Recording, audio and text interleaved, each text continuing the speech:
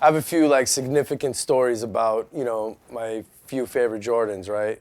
And we'll start with the Jordan 7 Bordeaux. So there's a spot right outside of LA called Magic Mountain. It's like this roller coaster spot. You know, when you're like a teenager in the 90s, it was like the spot, right? Now there's like this status symbol there, you know what I mean? It was the time of like the starter jackets and the starter caps and all that. But over here, there was a whole different scenario going on. It was the NCAA basketballs that you win playing the basketball game, right? So if you guys all have a bunch of the big balls, you guys are like the pimps. You're just the dudes that are like knocking it down. And all the other guys, like their little crews are just like, oh shit. Like, dude, they got the balls, right? We're just like always the baddest dudes every time we go in there. It's like the best, right? You got the girls looking at us, you got the other guys, there's their jaws dropping.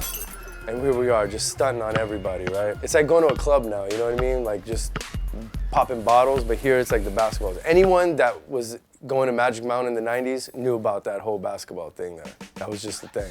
So when you were going up to the basketball game and there's a trick to it, so everyone's always trying to play like the simple, you know, the little swoosh and stuff, but that rim is smaller. So the key is to get like this perfect bank shot. So if you're solid, you know, you're gonna hit it every time. So I pull up, there's a dude right there, you know, this big, tall dude. You could tell, like, you know, he definitely was, you know, in high school or maybe even early college. I have no idea, but all I know is I was in like 7th grade and I was ready to, you know, show this fool up. So I knocked 2 down. This guy's been bricking over and over and over again, rimming out, hitting the front, everything. He can't buy a bucket, right?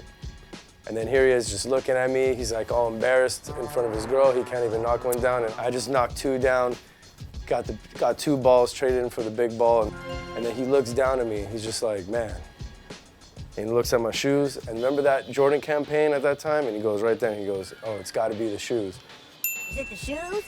And for me, that was like such a monumental moment because it just coincided right with that ad campaign at the time. No Mars. So man, I just felt like I was like 6'4" right at that moment, and that guy was like the 7th grader. I just walked off with it, and boom, there we go.